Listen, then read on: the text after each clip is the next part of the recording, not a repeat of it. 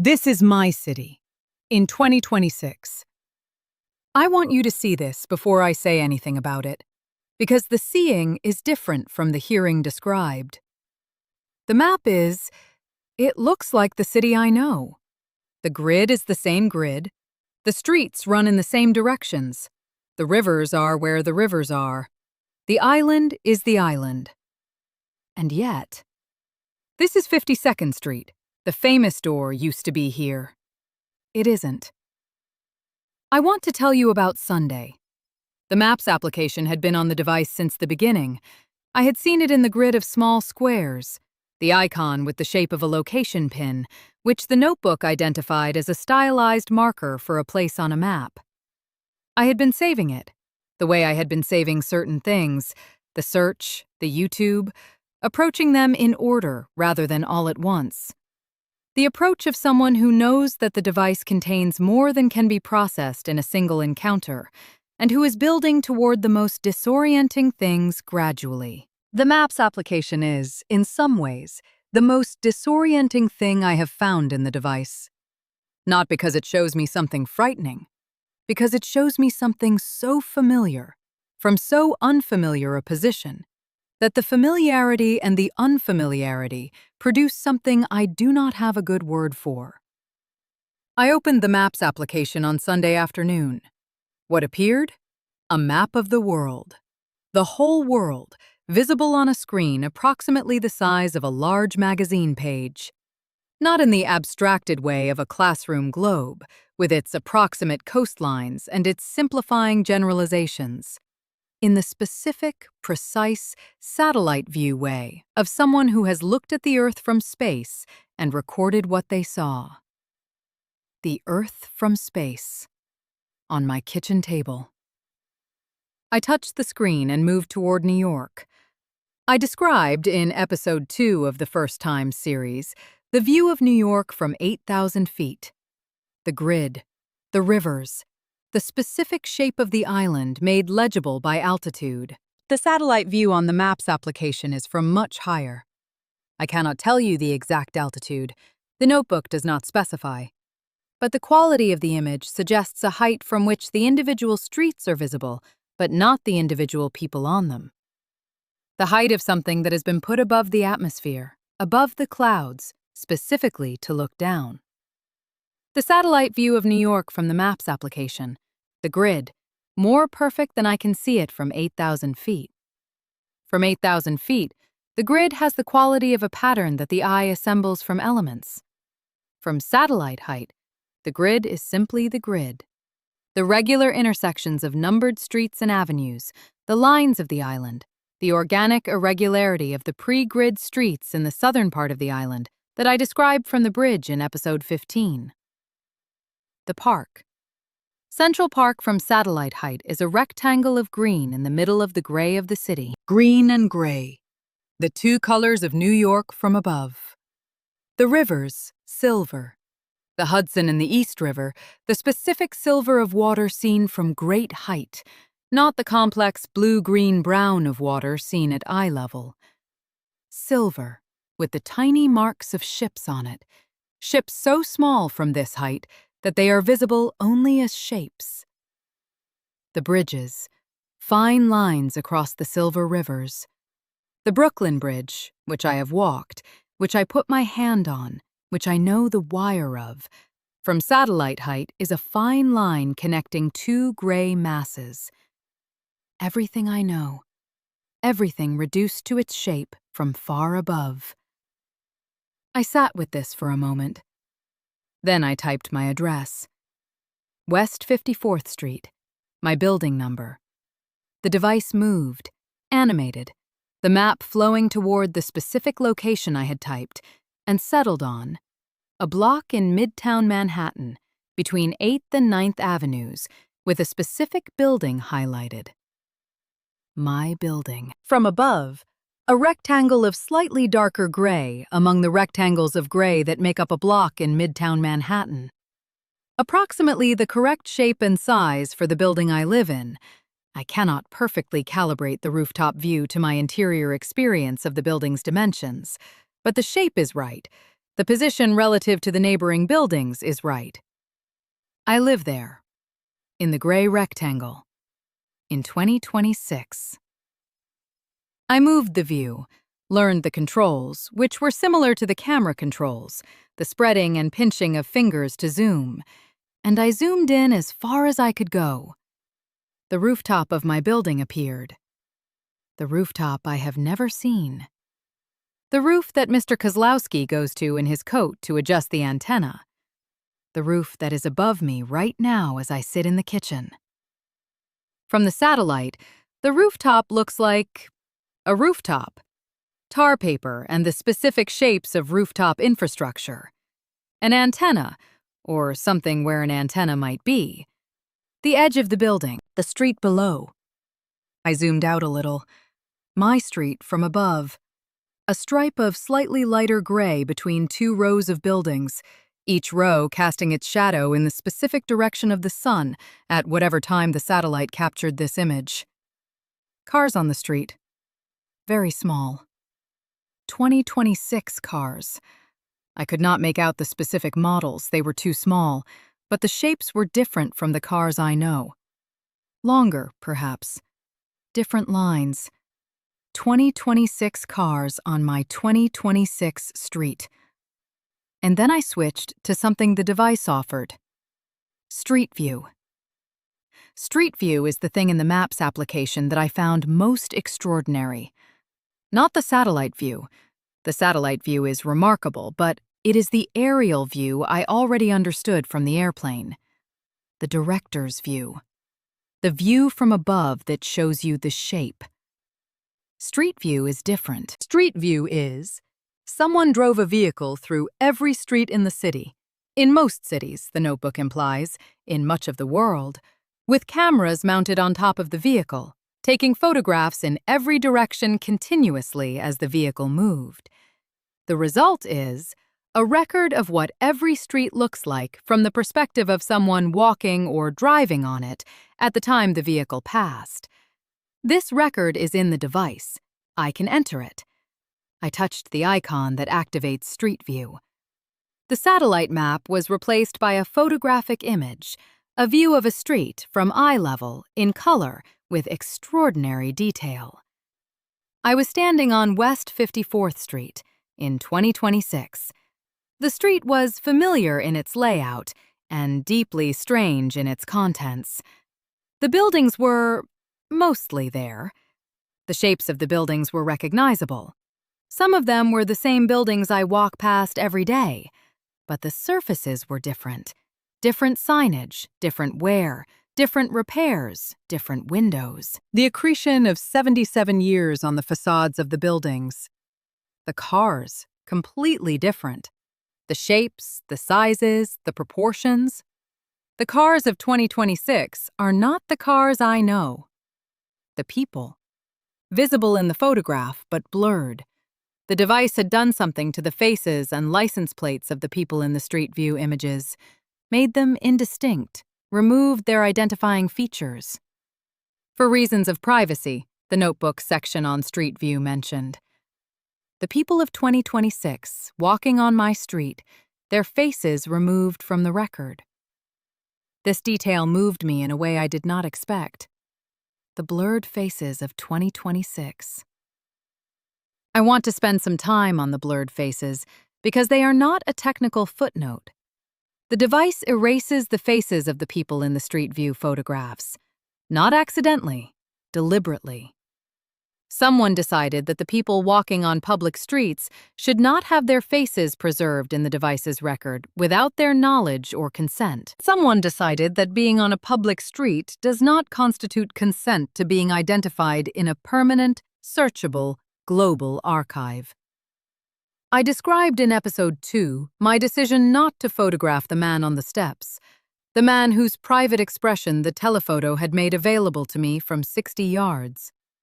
I described the specific ethics of capturing what is not offered, of using distance-collapsing technology to see what distance normally protects. The device's creators thought about the same thing, and they built the protection into the tool. They removed the faces. I find this hopeful in a way that the device's other capabilities sometimes don't feel hopeful. The device is immensely powerful. It can see, it can record, it can access the record of everything that has been written down. It can show me the surface of the Earth from space and then zoom to the street level of any street in any city. And someone decided, but not the faces. Someone decided that the power should have a limit, and that the limit should protect the ordinary person walking on an ordinary street from having their face preserved forever in a tool they never agreed to. The blurred faces are a decision. The decision was, some things are not for the record, even when the record can have them. This is the hardest thing to do with power, to decide what not to use it for. I entered Street View on 52nd Street, between 5th and 6th Avenue.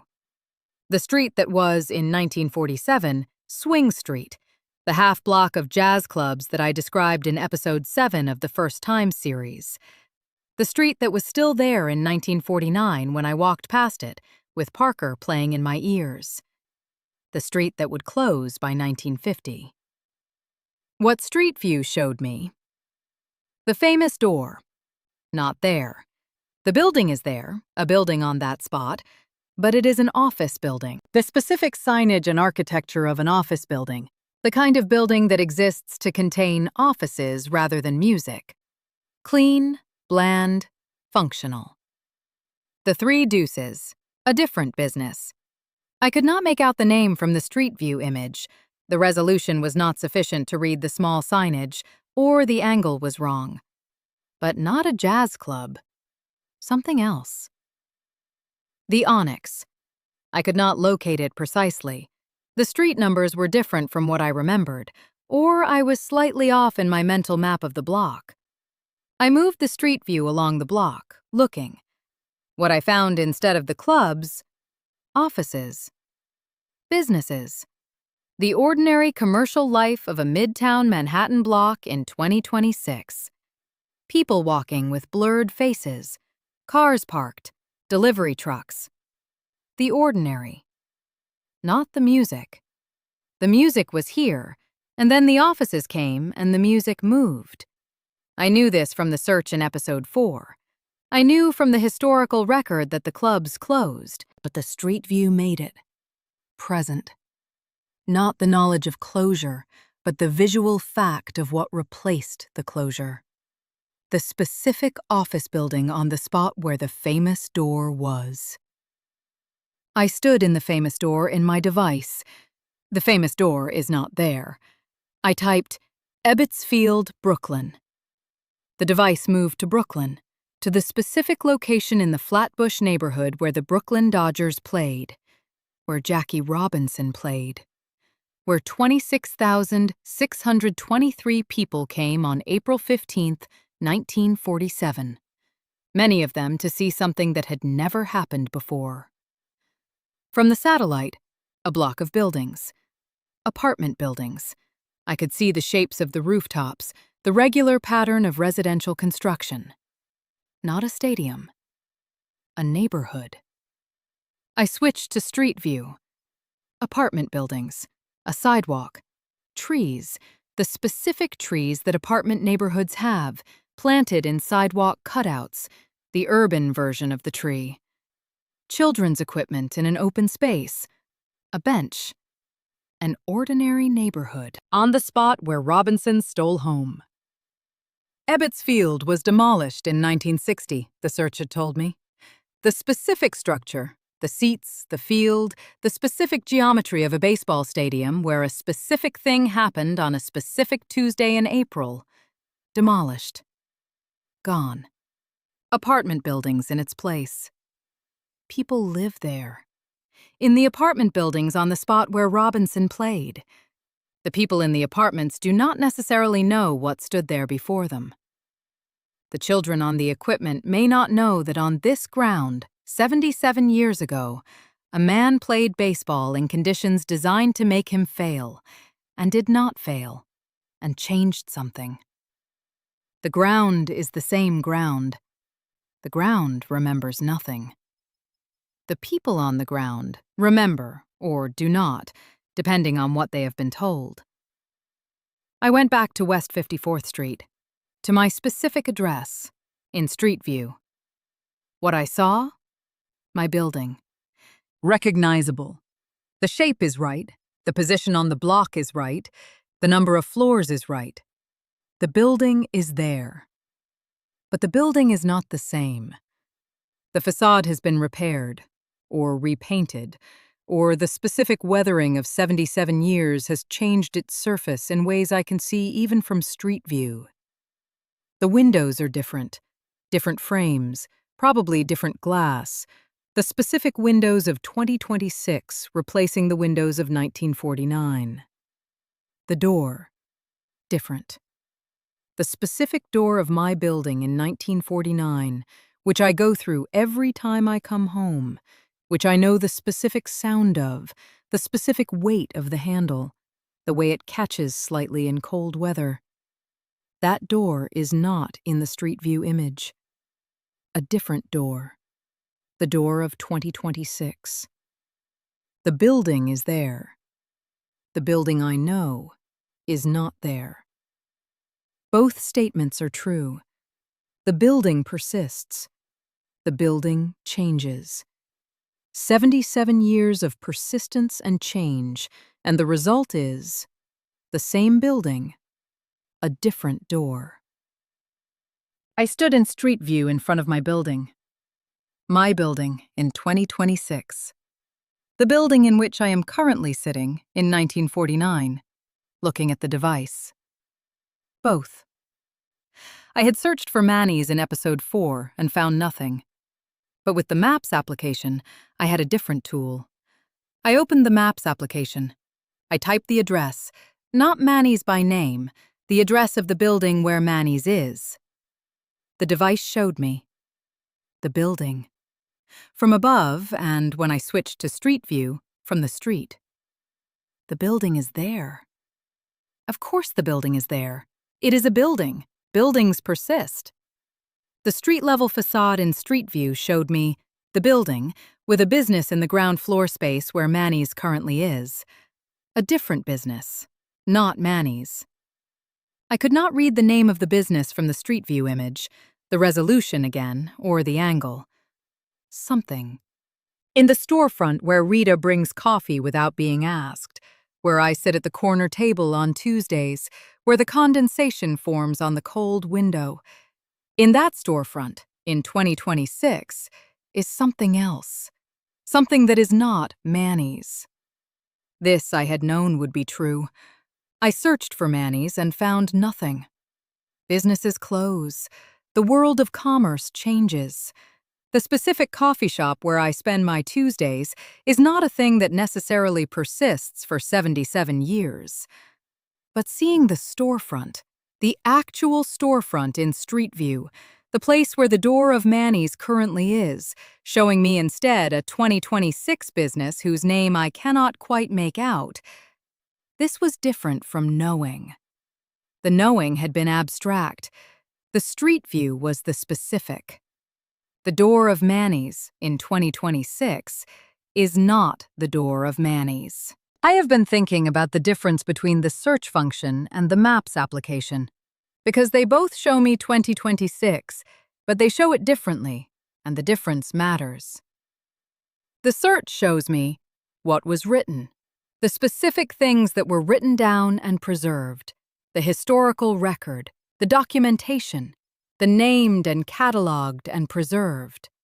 The search showed me that the famous door closed, and that Ebbets Field was demolished, and that Charlie Parker died at 34. It showed me the record of these things. The Maps shows me what is there. Not the record, the actual physical state of things in 2026. What the satellite sees, what the Street View camera captured driving through the streets. The actual buildings, the actual streets, the actual presence of things as they currently exist. These are different kinds of knowing. Knowing from the record, the famous door closed, replaced by offices. Knowing from the map, This is what the offices look like. The record gives you the historical fact. The map gives you the present fact. And the present fact, for me, is a future fact. The map's present is my future. So the maps application gives me the physical state of my future. Not all of it, only the surface. The buildings, the streets, the locations of things. Not what happens inside the buildings, not the conversations, not the lives. The exterior. The same limitation I described in episode 2. The camera photographs the surface. The maps shows me the surface of 2026. But the surface of 2026 shows me something important. It shows me what survives. I spent several hours on Sunday moving through the Maps application, not systematically, intuitively. Going to places I knew and wanted to know about, places I had described in the First Time series, places that mattered. The Brooklyn Bridge, from the satellite, still there. The fine line across the Silver River, 77 years older than it was when I walked it, still connecting Brooklyn to Manhattan. I switched to Street View. I entered the pedestrian walkway. The walkway. The same walkway. The same cable. The wire I put my hand on. The wire someone made in 1876. Still there. 77 years older. Still there. I zoomed in as far as the Street View would allow. The texture of the cable was visible. The specific character of the wire, weathered and aged, the tower rising above it. The wire is there. I put my hand on this wire. The wire is still there. The Schomburg, 135th Street, the branch of the New York Public Library that contains the Schomburg collection. I found it on the map. I entered Street View. The building. There. The same building, or a renovated version of it. I could not determine from Street View whether the exterior had been significantly altered. But the building is there. The collection is there. The record says the Schomburg collection is still one of the most significant archives of Black cultural history in the world. Still 4 miles from Manny's. Still open. Mrs. Petrova's building. My building. I already knew my building was there. I typed the address of Mrs. Petrova's floor, which is my floor. Her apartment is directly above mine. I could not enter the building from Street View. But I could see the building from the street. Her window. 2nd floor. The specific window from which she tends the geraniums. The window that, in the Street View image, shows what a window shows when it is not being looked out of. The specific blankness of glass from outside. Mrs. Petrova's window in 2026. Someone's window in 2026. The geranium is still red in 2026, the letter had told me. The letter had said, "We checked." From the Street View, I cannot see the geranium, but I know it is there. Monday morning, before Manny's, I walked a route I had mapped the previous day. I had looked at my neighborhood from the satellite and from Street View, had seen it from above and from the future simultaneously. Then I walked it from inside, in the present. The same street, 77 years younger. What was strange about the walk, the specific awareness of the 2-layer reality. Walking past the building that the satellite had shown me as a gray rectangle. Walking past the famous door, still there on Monday, still a jazz club, still in its last years, knowing that in 2026 it would be offices. Walking past what would be different. Everything looked the same. Everything was going to change. The building on the corner of 54th and 8th, the building that Street View had shown me with a different storefront than the one I know, was, on Monday morning, the storefront I know. The familiar sign, the familiar door. In 2026, a different sign, a different door. Right now, this sign, this door. The map showed me the gap between right now and 2026. Walking the route made the gap physical, not an abstraction, not information in the device, but the specific streets I was moving through, which are the same streets that the satellite sees and the Street View camera drove, and that are going to be 2026's streets, and that are also, right now, mine. The same streets. 2 times. There is a question that the Maps application cannot answer, and I want to name it because the naming is important. The map shows me what buildings are there. It does not show me whether the buildings are inhabited by people worth inhabiting them, whether the streets are walked by people who know what they are walking on, whether the city has found ways to be more just or has settled into different versions of the same injustices. I can see that the building on the corner is still there. I cannot see whether the people in it know how to live. I can see that the street grid is intact. I cannot see whether the city that moves through the grid treats its people well. I can see that Central Park is green.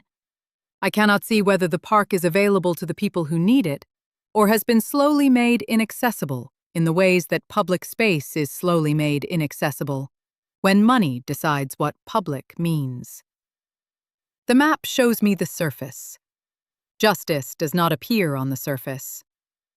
I thought about Robinson in the Ebbets Field episode, about the gap between opening the door and what lies behind the door. The map shows me the doors. It does not show me what is behind them. This is the limit of geography. Places can be there without being good. Places can look the same and be completely changed in the interior. The surface is not the verdict. I want to say something about what the map showed me that is not the absences, the famous door, the Ebbets Field, the Manny's that is no longer Manny's. The map showed me what endures. The grid, the rivers, the bridges, the park. The specific geography of a city built on an island at the mouth of a harbor, the geography that made New York what it is, the geography that determined everything about how the city could grow and in what directions, and how dense it would become. The geography? Unchanged. The same island, the same rivers, the same bridges, the Brooklyn Bridge, the George Washington Bridge, the Williamsburg and Manhattan bridges, the specific infrastructure that connects the island to the rest of the world. The same Central Park, same shape, same location, same green rectangle in the middle of the gray. The same streets, at least the named and numbered ones. Fifth Avenue is still Fifth Avenue. 54th Street is still 54th Street. The grid that the commissioners imposed in 1811, the grid that I know from the inside as my navigation, and that I knew from the airplane as abstraction. The grid is there. The city endures, not because of any specific thing within it, not because of any person or business or institution. The city endures because the geography endures, and the geography invited human settlement, and the human settlement built what it built, and what it built weathered and changed and was torn down and rebuilt. But the underlying thing, the island, the rivers, the harbor, remained. The city is older than anything in it. The city will outlast me. This is a comfort in a specific way that is not the usual comfort. Not, things will be fine. I do not know that things will be fine. Not, the city will be good. I cannot see whether the city is good from the map. But the city will continue. The grid will be there. The rivers will be there. The bridge will be there with its wire. The wire someone made in 1876. The specific place I am in will persist, different, changed, altered in ways I cannot fully anticipate,